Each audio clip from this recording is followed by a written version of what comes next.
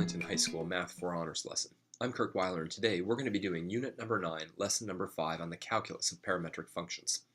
At this point in time, we should feel comfortable with a variety of different parametric curves. We should especially feel comfortable with the parametric form of lines. That we're going to see quite a bit today. So let's jump right into it, right? It's been a little while since we've done calculus, so let's do it. Exercise number 1 says, consider the curve defined parametrically by this set of equations. Right? So the first thing it asks me to do is find dx dt, dy dt, and dy dx at t equals 1. Most certainly, 2 out of these 3 you should be able to find very easily, but see if you can find all 4. See what makes sense to you, okay? So pause the video and see what you can do. I'm sorry, try to find all 3. All right, well, let's do it. As I said, 2 out of the 3 should have been a piece of cake, right? Dx dt, simple enough. We'll just use the power law. That'll be 2t. And when t is equal to 1, obviously dx dt will be 2. dy dt, keeping it simple, is going to be 3t squared minus 12. And at t equals 1, that'll be negative 9, right? So those 2 should have been no issue whatsoever. The question is, what's dy dx, right? And this kind of makes me curious to see if you could figure this out. A lot of students can. Right, this is a direct analogy to what we did in the equation of a line with parametrics. Right, dy dx will simply be dy dt divided by dx dt. It's almost as if these dt's cancel each other out, right? And what I'll have is negative 9 divided by 2, negative 9 halves. Remember, back when we were doing equations of lines, what we saw was that we saw that m, which was the change in y divided by the change in x, could be found by doing delta y divided by delta t divided by delta y divided, oops, that was my bad, delta x divided by delta t. Right, this was for lines defined parametrically. Now we have for everything. Now, letter B says, write the equation of the tangent line to the Cartesian curve at t equals 1 in both parametric and Cartesian form. Then graph it along with the curve, and then they gave me that window. All right, so, to be able to do this, right, to be able to write the equation of any tangent line, regardless of whether we write it in parametric form or Cartesian form, we need 2 things. We need its slope, but we have that, right? That's up here.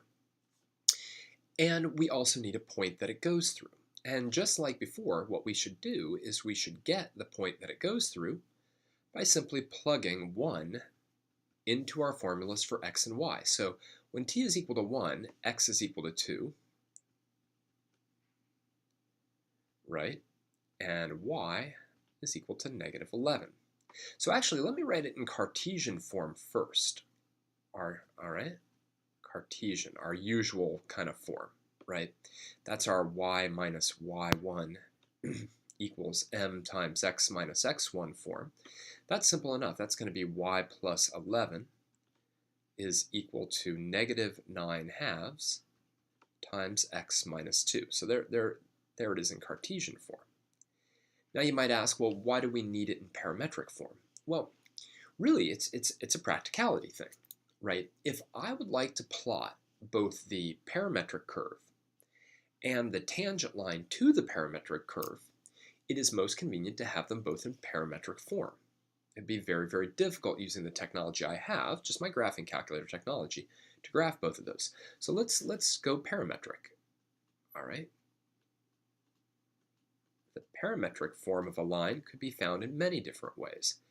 But remember, we sort of write it like this. X equals x1 plus a times t, y equals y1 plus b times t, right? And in this case, that would be x is equal to, what was our starting value? 2 plus 2t, and y is equal to negative 11 minus 9t.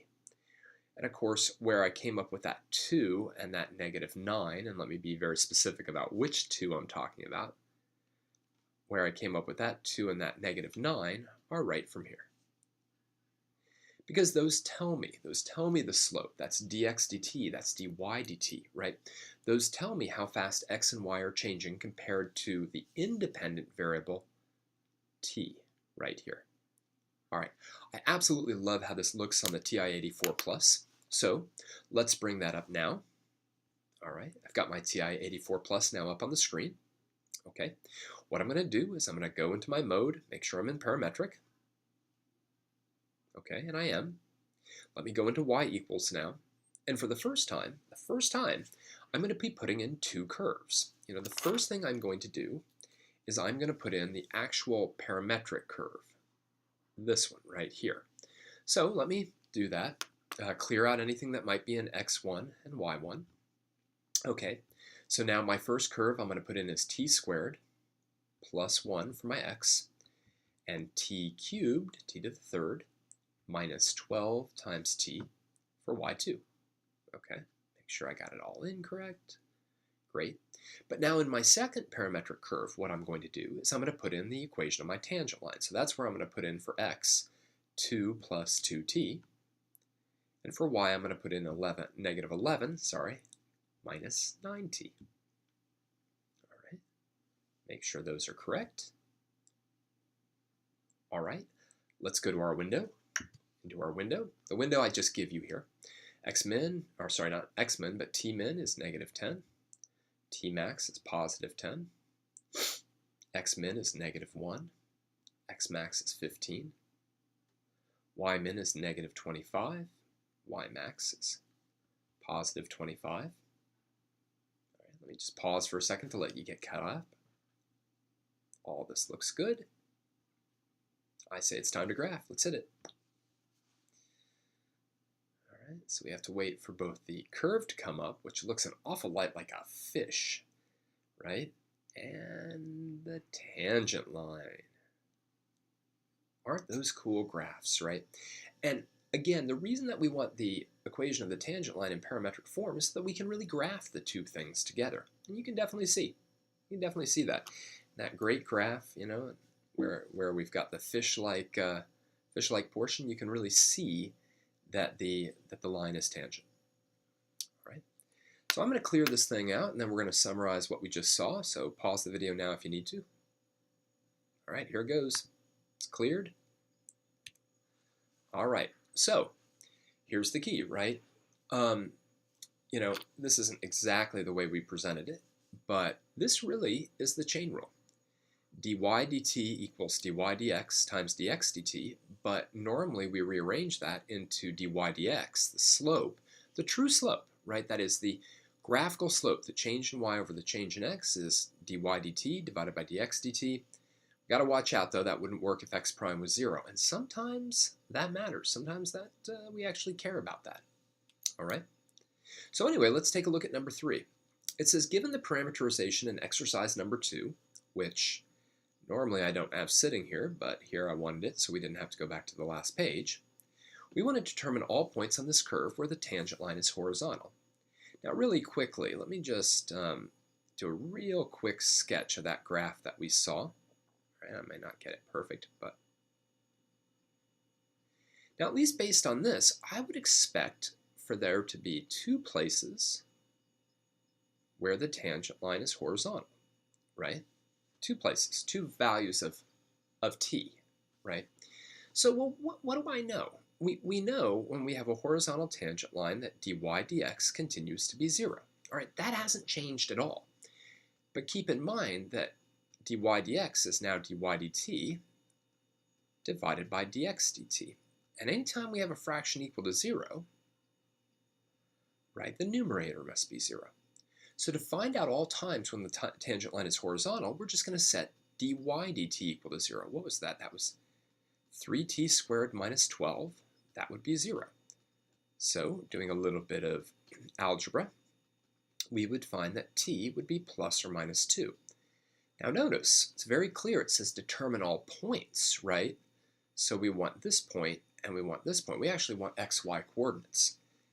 But that's easy, right? That is the original purpose of the parametric equations here. Right?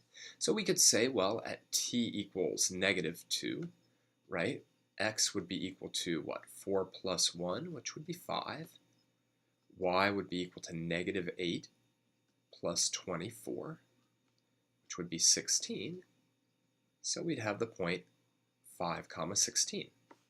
On the other hand, at t equals positive 2, x would also equal 4 plus 1, or 5. Y, on the other hand, would be 8 minus 24, which would be negative 16. Notice the symmetry in these two answers. Right? It's exactly what the picture sort of suggests, right, is that we'll have the symmetry. But there are 2 points, 5 comma 16, 5 comma negative 16. All right? That's it. It's not too hard, and really, until you take Advanced Placement Calculus BC or college level calc, that's going to really be the extent to which we're going to look at the calculus of parametric functions, right? This very simple idea, dy dx is equal to dy dt divided by dx dt. Okay? So I'm going to clear out the text, copy down anything you need to by pausing the video. All right, here we go. We've got a phone call coming in. Okay, so we had the phone ring, but we're back. We're going to move on to the next problem. All right, I think so. Wait, let me just check on this for a second. Yeah, given the parameterization, figure out all the points where the tangent line's horizontal. We did that. So now let's take a look at exercise number 4, deemed non-calculator. It says determine the slope of the tangent line to the ellipse whose parametric equations are shown below at t equals pi over 3. So what I'd like you to do is pause the video now and see if you can figure out the answer to this. It's going to be kind of messy. Oh yeah, it's going to definitely be messy. But try to do it all without your calculator, okay?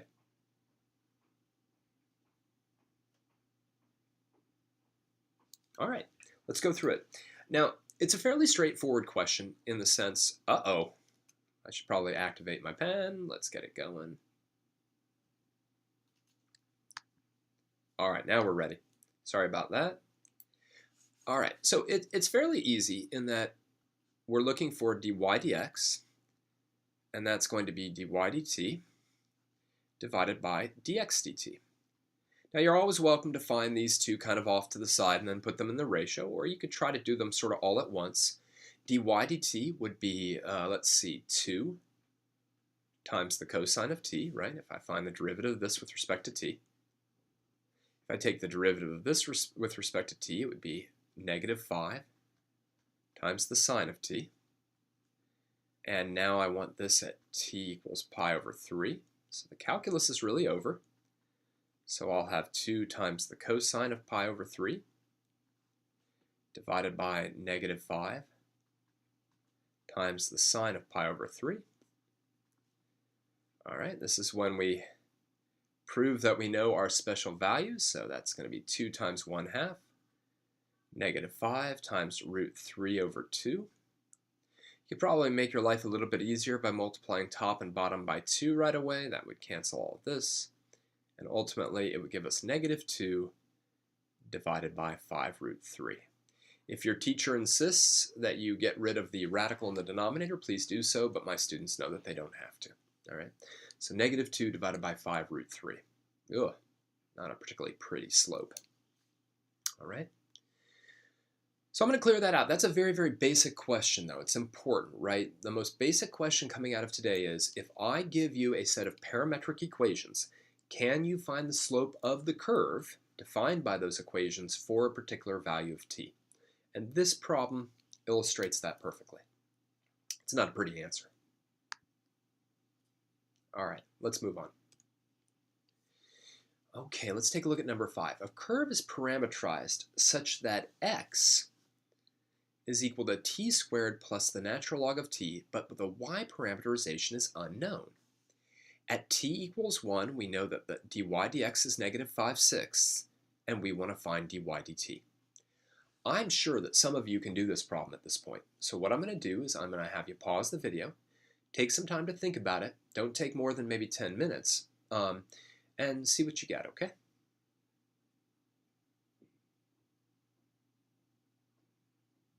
All right, let's go through it. Well, a lot of students at this level can work through this problem even though they've never seen one before, because again, the idea is dy dx is equal to dy dt, divided by dx dt. Now, we can figure this one out because we're given this piece of information. We know this, so this is all we're trying to find. All right, so let's first get an expression for dx dt. All right, that should be fairly easy. 2t plus 1 over t, right? And at t equals 1, my pen is having some problems today. That's going to be 2 times 1 plus 1, or dx dt is 3. So it's pretty easy at this point, right? We know that dy dx is negative 5/6, right? We don't know what dy dt is. I'm going to call it y prime here. And we know dx dt is 3. So I can just multiply both sides by 3, and I'll find that y prime is equal to negative 5 halves. Right, once we cancel. That's it, right? Pretty easy. That is kind of a classic AP maneuver, is to give you something that perhaps you're not exactly ready for. Okay, y prime is negative 5 halves, but only at t equals 1. Right, I'm going to clear out that text, so do what you need to do. All right, it's gone. Let's take a look at the last problem. All right, in this last problem, we're going to want a calculator. Okay, it's kind of a classic AP calculator problem. It says how many times, really notice that, how many, we're counting, how many times on the interval 0 to 2 pi does the spiral, cool, we're going to deal with the spiral, given by this set of equations have a slope of 1? Fully justify your work. Well, again, I think that many people watching the video have the ability to do this right now, so I'd like to give you an opportunity to pause the video, take some time, use your calculator, and let's see what we get, okay?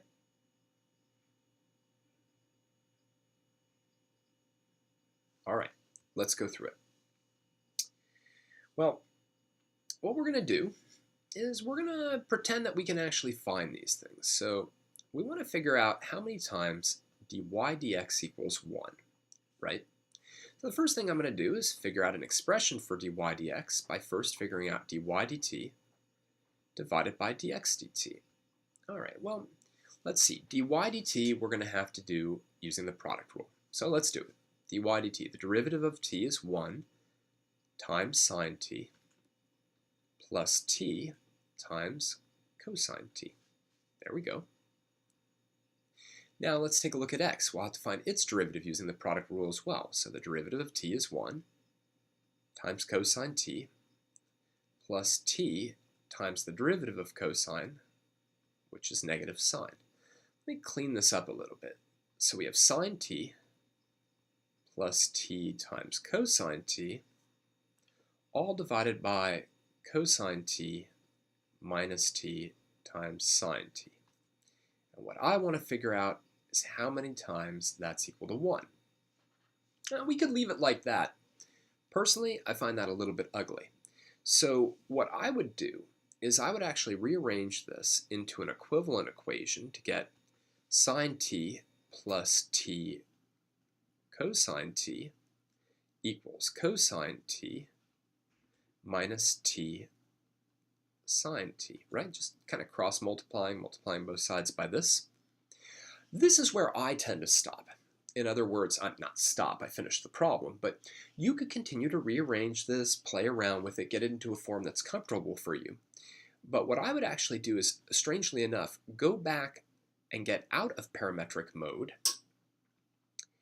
and put this into Cartesian mode. So I'd put it in terms of y1 and y2, but in terms of x. So literally I'd go back into just normal function mode, and I would put in sine x plus x cosine x and cosine x minus x sine x. And I would graph the two. And again, I'm not going to go through all of that because it takes some time, and this video took some additional time anyway, but it would look something like this. One of my curves would look like this. The other one, I have to look at this a little bit because I have not got this memorized, would look like this. And remember, I'm not looking for the values of time. I'm just looking for how many times. So what I would find is that these two are equal at 3 different points. So there will be, that looks lovely, doesn't it? There will be 3 times when we hit a slope of 1. All right, but it's interesting because we have to be able to go both back and forth between parametric and just normal function graphing mode. And that can be tricky for students. We'll see that more in the coming lessons. So I'm going to clear this out. Pause the video if you need to. All right. Oh my goodness, the clocks are going crazy here. Bells haven't been working all day. It's horrid. Anyway, so that's the calculus of parametrically defined functions. And really it boils down to that one simple equation. dy dx equals dy dt divided by dx dt, as long as dx dt isn't 0. Watch for that on the homework. Okay, next time we're going to be looking at motion in 2 dimensions, and that'll kind of wrap all of this together.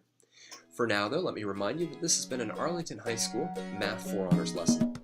I'm Kirk Weiler, and until next time,